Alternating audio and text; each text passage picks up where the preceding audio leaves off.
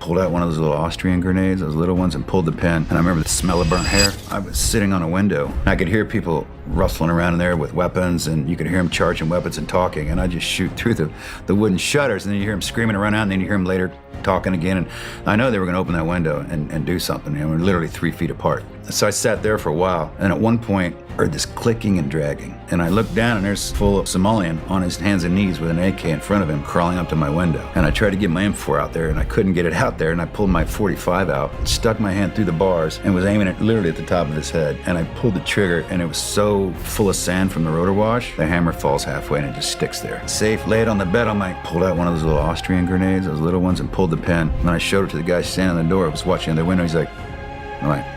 He just steps in the hallway, and I stuck my hand out the window again and looked.